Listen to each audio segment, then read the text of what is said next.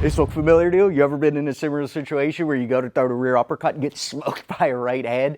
Hi, I'm Northeast Nate, attorney at law actually, and my partner Shane and I were doing a national survey, and we want to know one thing. When's the last time you landed the rear uppercut? Because I see you practicing it all the time, but you ain't landing it in sparring. You know why? Because you're throwing it from too far away. Yeah, well, I don't know how to get on the inside. Well, I'm going to teach you. If you keep watching, let me do my job. All right? You do your job, Shane, and I'll do mine, which is simple. It's to fight for you. So I like to do it off the up jab. I instigate them to close the distance for me. And the way I teach the up jab is, imagine you're holding on to a big kitchen knife. No, it's not a real knife. I'm not an idiot. But I want you to hold it like you're in a slasher film, and imagine you're stabbing it underneath someone's chin. Now, let me get rid of this. Safety first.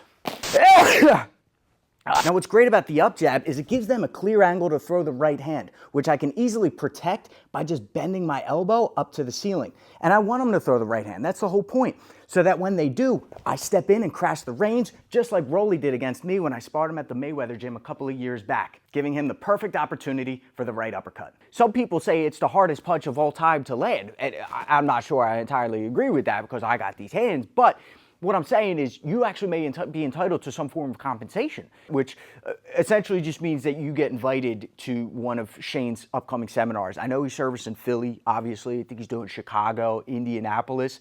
And what's cool is if the spots are already sold out by the time you go to register, you can actually watch the live streams on Magnus. That's his app that he's got. So you can virtually train with him. And I've done this before. He'll be in like other countries. He'll be in like Singapore or Thailand. And I get to watch it on my iPad or on my phone. I can even put it on the big screen TV. And I feel like I'm there and I can do the moves. I can invite my friends over and we'll all train. We'll all get all f***ed up and drink beers and shit. That's actually surveillance footage of one of our clients, Sage Gomez. Oh wait, sorry, excuse me. So that sparring clip that you just saw was from our Magnus app, which we stream 8 times a week. And that was from Beacon MMA, 2 of our athletes, Mike and Sage. And Sage was the one who was trying to throw the rear uppercut, but got caught by Mike's right hand. And it was perfect because he was watching my tutorial right before, and he was trying the up jabs. But he made a crucial mistake. He forgot to step in and crash the range. So what I went over and said to him is, Sage, you can't throw that rear uppercut until you feel your shoulder make connection with Mike's torso. So I need you to go from here and crash like you're punching your shoulder into his body, and then you let that uppercut rip. And if you want to throw from range, it's different.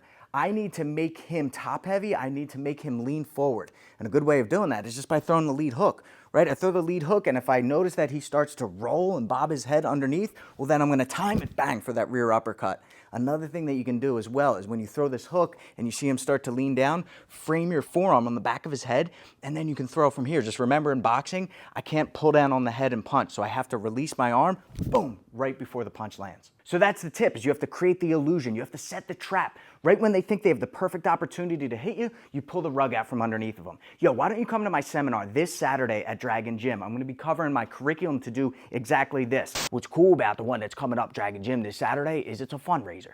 He's a good dude, Shane. You know, he ain't taking any of the money. It's all getting donated to the USA Muay Thai team. They're sending a couple of the athletes and the delegates out to Paris to represent the USA Muay Thai team and help Muay Thai become an Olympic sport. So like by donating, and even if you can't attend in person or virtually, you can still donate a couple of dollars, right? Don't be all chintzy with it. You donate a couple of dollars and then you could become a part of history in helping Muay Thai become an Olympic sport. Think about that. That's pretty sick. And don't you want to be able to tell your grandkids, like, yo, I'm kind of the reason I'm kind of the reason why it's an Olympic sport now. So I don't know. Something to consider.